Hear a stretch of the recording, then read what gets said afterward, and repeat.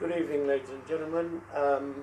We're here tonight to interview our friend Mark Shelford, who is the PCC candidate for the Conservative Party, and we're going to ask him a few questions. Mark, welcome to the Pakistan Association Bristol, and let's get on with it.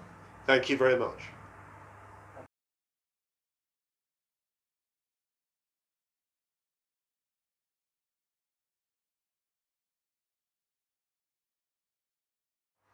Okay, so Mark Shelford, thank you for joining us here at Pakistan Association Bristol. Thank you for taking the time to speak to us this afternoon. We just got a couple of questions for you as you're standing as the Police and Crime Commission candidate. And so we'll kick off straight away. Why are you standing as the Police and Crime Commission's candidate? Well, it's a really good question. Thank you for letting me be here today with you. As you may have known, I've been a soldier for 30 odd years of my life, and I've worked with lots of different communities around the world and with different police forces, so I have a very good understanding of what good policing looks like. But more recently I've been a councillor and a deputy leader of Bath and North East Somerset, and I was also on the police and crime panel, so I have a understanding of the role, and it is a big role, and it's really important for all the people within Avon and Somerset. It's one of those few roles that affects everybody, and who does it is very important, and I think I've got the experience and skill set to be able to do it and make sure that we keep people safe. Okay. So, in terms of your personal priorities, if you are elected, what are those, and what changes would people of Bristol likely to see if you become the Police and Crime Commissioner? Well, the overall piece is about going back to the Pelian principles of policing, which is to prevent crime rather than catch criminals after a crime. So all my manifesto, if you had a chance to read it, is about the prevention piece. And I have three priorities of action. The first is to reassure residents that the police are there for them. And in simple terms, there are two aspects to that. One, more visible policing, and the second, to make communities more resistant and resilient to crime. So that's about neighbourhood watch and farm watch. It's also about making sure that people feel that they can report crime in a safe way, and that we build up that relationship between the police and the community. The second priority is to refocus the police on fighting crime and away from some of the other activities that they've been dragged away to do. And you'll be pleased to know, you may know, that there's a new mental health bill going through Parliament at the moment, and that puts the responsibility for dealing with fragile people back to the health service and their agencies and away from the police.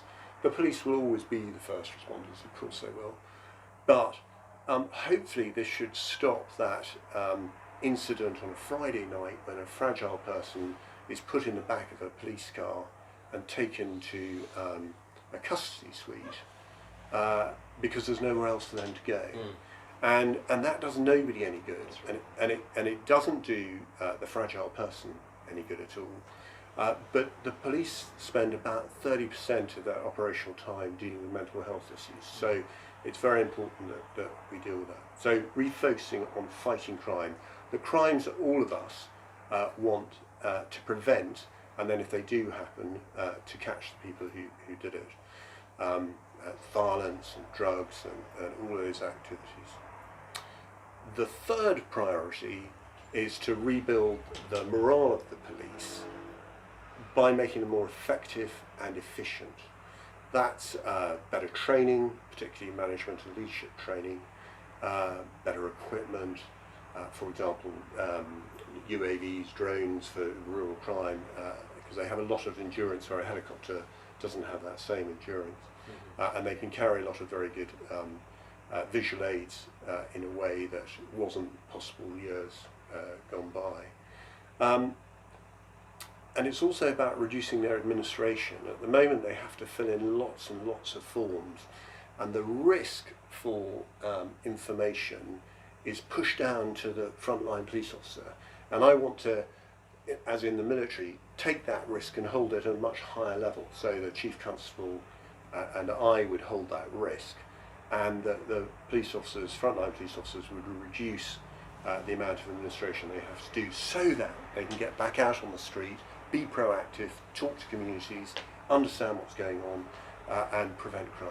Mm-hmm. How does that, in terms of accountability for officers and their conduct on a day-to-day basis, if we're taking the responsibility for administration away from them and they feel they don't have to do the paperwork or explain a particular course of action, how does that influence their accountability? For example, cameras, things like that, where we're trying to make officers more accountable. Does that No, that's different. They must continue to have their body-worn cameras, and I think those are a fantastic aid to policing for all sides.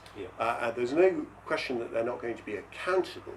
It's just reducing the administration and paperwork. They will still be absolutely accountable, and rightly so. Okay, excellent.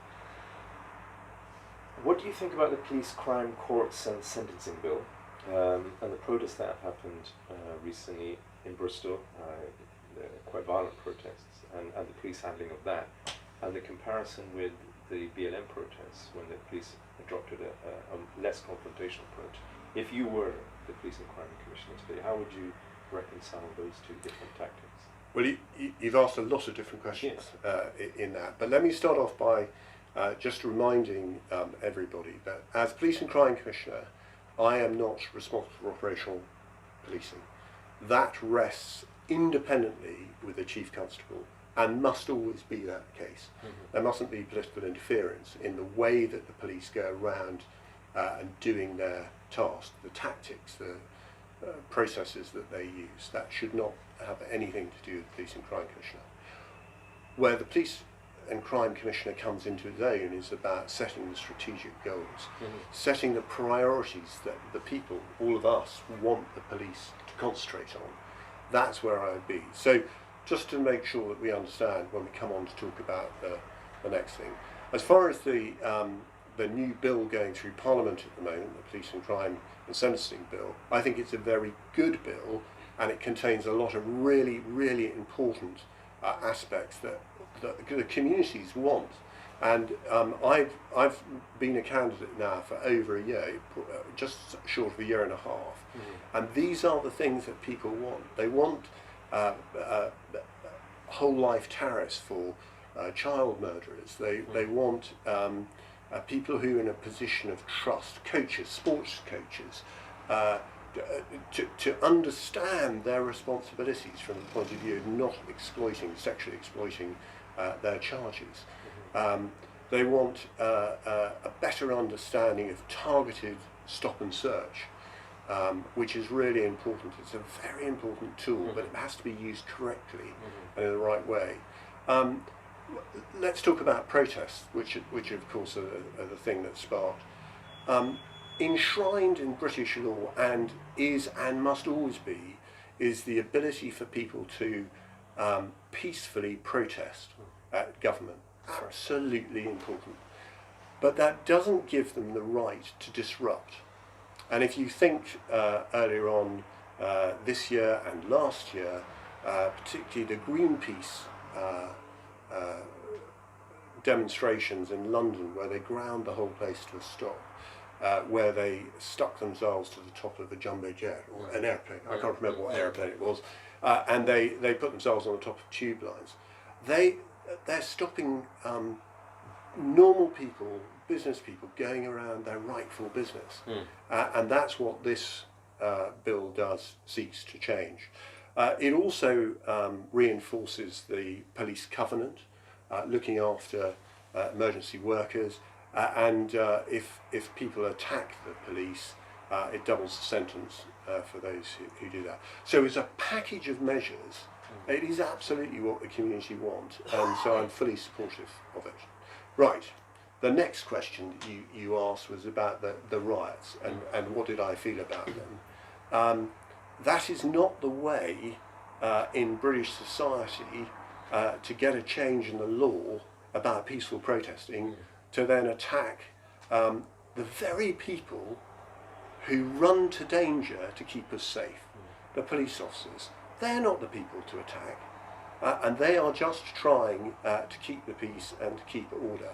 And frankly, peaceful demonstrations were taken over by a small number of thugs who had their own reasons for doing it and have made it a complete disaster. And I'm very against that. It's appalling. It's not what Bristol's about. No, absolutely. Bristol is a tolerant, inclusive, exciting, fun city. Absolutely. And it has a reputation as such, and that's been trashed by these thugs, a lot of them not from Bristol. I agree. Would I have, I suppose the last question is about the tactics of how the demonstrations were handled and then how the riots were handled, and would I have conversations with the Chief Constable about lessons identified and then hopefully lessons learned on the way?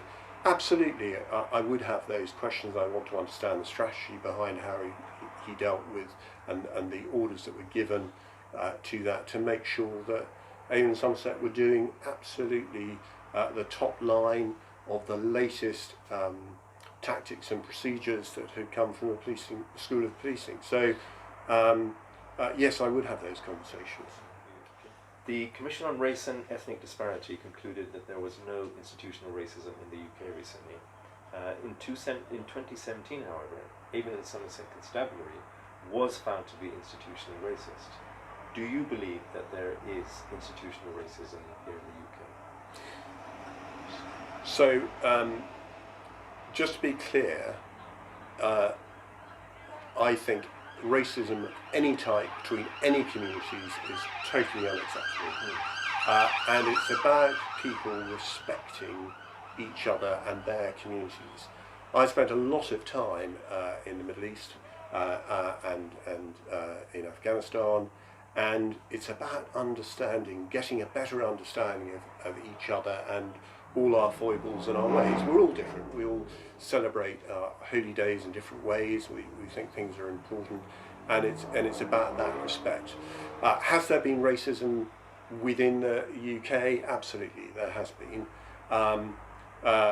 and clearly Avon and Somerset were found to be so. Are they now institutionally racist? I hope not. I don't know. And that is one of the things I need to make sure that when I get in there, everybody understands it's about respect and racism is unacceptable. Thank you. That's a good answer. Thank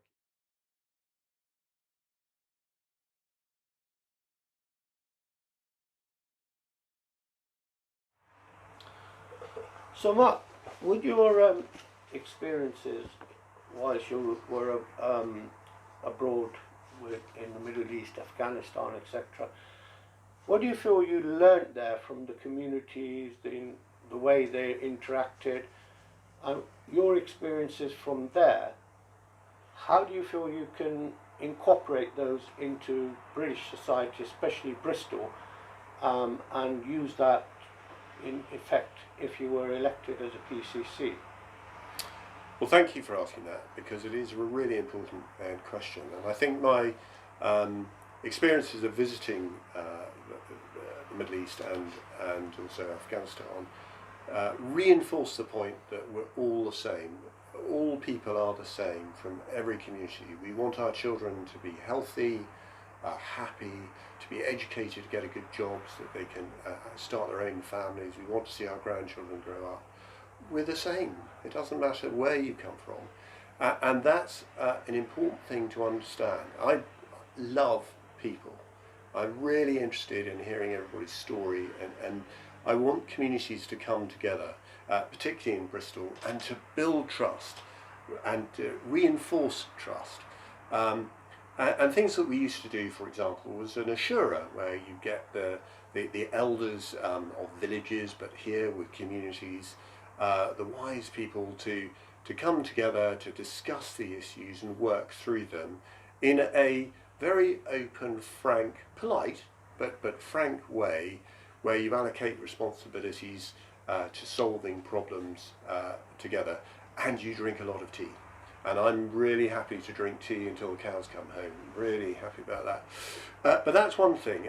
Another aspect is returning to the Pelian principles that of basic policing, which is that the community must be the police themselves. They must feel comfortable reporting safely, and the police force must represent those communities, must reflect those communities, and that there are issues about recruiting, and I really want to work with the teams to recruit more. And certainly in the military, you had to convince the mothers that the job was good for their children, and that they will get trained, they will get qualifications, and they can have a lovely life by being a frontline police officer. And I want to make sure that we do that. It is important, and we must reflect our communities. I noticed you used the word ashura, which is an Arabic word, which loosely translated means gathering of the elders or stakeholders. So just for the viewers to clarify that item. I'd like to go on now and ask you for your views on women and girl safety, and especially women from the Muslim communities who wear hijabs, and their vulnerability in society in general. What would be your outlook towards that, and how would you tackle such abuse, either whether it's domestic or outside in the street, whether the individual is host community or somebody who's come up from abroad? How would you look at that? How would you assure my viewers that your heart is in the right place as far as the females or ladies of this community or country are concerned? How are you going to look after them?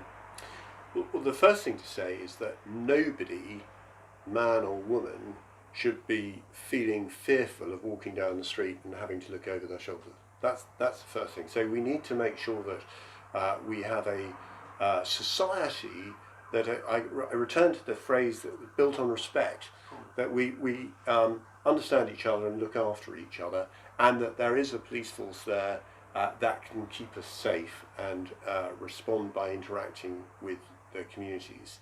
There is no place for racism at all, and so I suppose there are three practical elements of this. First of all, there is education, making sure that we educate the potential perpetrators to make sure they understand that this is not acceptable. The community will not allow this to happen. As a whole, it is not acceptable to do this. Secondly, we need to make sure that we help vulnerable people by giving them the tools and the understanding of where and when and how they should behave on the street to maximise their safety. But I don't want to constrain their ability to have a normal life. And I suppose the third aspect is to have targeted operations, police operations, that A, reassure, but secondly, target the potential perpetrators when we hear that there have been potential attacks in nightclubs, for example. And we deal with that. That's one part. There's another part about domestic abuse, the silent crime, and making sure that everybody understands there is a process that they can go through which is confidential, where they can report issues and they will be looked after, and that they trust not only the police but also these report lines. For example, Crime Stoppers is a confidential report line, completely confidential, and they will, when somebody's got a particular problem, they can go to them and they will tell them where to get help. I hope that sort of answers your question. So there are two parts to it. There's the general society piece, and then there's the specific about home domestic abuse.